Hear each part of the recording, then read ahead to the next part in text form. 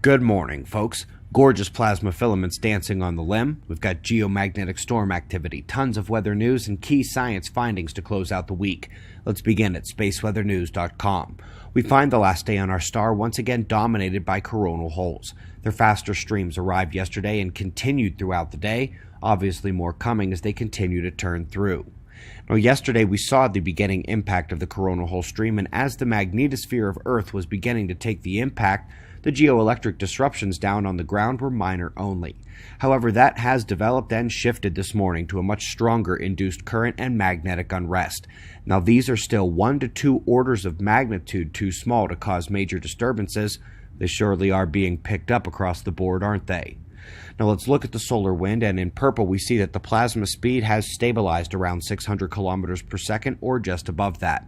That is strong enough with this density in the stream to produce geomagnetic storms. We crept up into level 2 storm conditions at KP6, magnetometer showing the transition from calm curves to magnetic perturbations by the solar wind stream. Eyes open for more. Folks, it was 2 days ago that we alerted Western Europe to the deluge coming. France, Spain, Italy have all taken flash flood conditions from those storms we saw slated to roll through. 3 dead so far. And not going to improve, as in a few days the jet stream dip and strong push will drive Arctic air down into the continent. This is why we are seeing these cold warnings starting to fly the last day or so. It is coming. Meanwhile, the same jet is already twisted and bent over the United States. We know the western side is taking cold and snow, but what's going to run up the other side on the east is a tropical system in the Gulf. It will make landfall today and into tonight, so eyes open in the Gulf states there. Meanwhile, folks, this is the GOES fire return, and north of San Francisco Bay Area we see the red flashing. It is indeed a tremendous fire, forcing evacuations for thousands of people. All the best to those caught and escaping the flames there.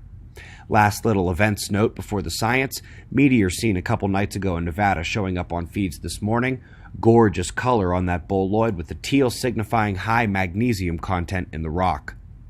So folks, this is all China decided to give us. The latest photo of their mysterious moon substance is somewhat less than helpful. I've played with the lighting to pull out some of the bright reflecting specks amidst the material, which they say looks like solidified goo. The imagination is running faster than the information inflow on this one. Let's go to the sun, because a common misconception should be removed. Angular momentum of celestial objects is not conserved or constant, a common mistake. In a new work, we find the sun's angular momentum loss due to solar wind outflow using 2 decades of data. Good update on those numbers there, and just a good FYI for everyone. And another good example would be how Earth's orbit is getting about a centimeter or 2 further from the sun every year. Nothing we're going to notice at that rate, and again, just an FYI. Let's use Hubble to transition out into deep space. This is NGC 4194, and they call it Medusa, but it's actually 2, a merging galaxy seen, and those mergers will be a cosmic theme today. Because up next we have an unassuming portion of space until you point the X-ray scopes at it, and then, good golly, how were you just hiding in plain sight there? They say that each of these north and south groups set to merge are actually 2 groups, so there are 4 altogether, coming together with 2 of them already grouped into each of the north and south. And they say that they've already done one dancing pass by each other and have a full merger on deck. Now granted, it's 3 billion light years away, so that merger has already happened, and we're just waiting for the light to arrive. But alas, they say the final structure will be one of the largest in the universe, or already is, and we just don't see it.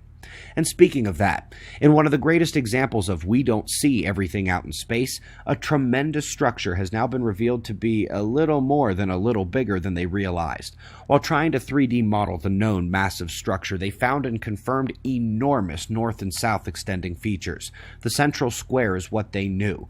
Each yellow oval surrounds double the material, newly discovered, and angled off we see more structures they simply want to get confirmed by someone else. But they're there, and alas, the hubris and confidence of the scientists' sight while only seeing the central square material before was absolute, and yet again, we find they saw only a fraction of reality. Quick little fun attempt to address the massive ancient structure problem. We have been seeing how the first quasars and massive galaxies violate Big Bang timeline models and cannot be explained at such an early age. Well, a couple of Harvard scientists here, including Dr. Loeb, are suggesting that perhaps they simply don't know what they're talking about, and they aren't seeing those things in deep space. Now that's gotta hurt, but alas, the better explanations come in the discoveries of interconnectedness, the connectivity of the plasma structure, and the dynamics derived therefrom. The more a galaxy is connected to the cosmic web, being fed by its filaments, shocker, the more active that galaxy is. We recently heard a similar story about their size, and now we come to their activity in star formation. And not only does this make sense in the wake of the Caltech, Keck, and NASA discovery that the cosmic web is feeding these galaxies in filament currents, but it perfectly leads to the ultimate conclusion in this paper, that the large-scale structure, the cosmic web, is holding the majority of the mass and material that will end up in the galaxies. FYI, in the largest scale models, that's supposed to be mostly dark matter, but it's not. Last note, folks, for those who liked and wanted to just share the mind war or truth crisis portion of yesterday's news show, it has been posted publicly, standalone, on our Facebook page. Folks, Kat does giveaways, shares inside photos, and more on a regular basis, and is gearing up for major giveaway runs here in the next 2 months, so please give us a follow there. We greatly appreciate your support. We've got wind map forecasts and shots of our star to close, and we'll do this all again tomorrow, right here. But right now, it's 5:15 a.m. in the new Valley of the Sun. Eyes open, no fear. Be safe, everyone.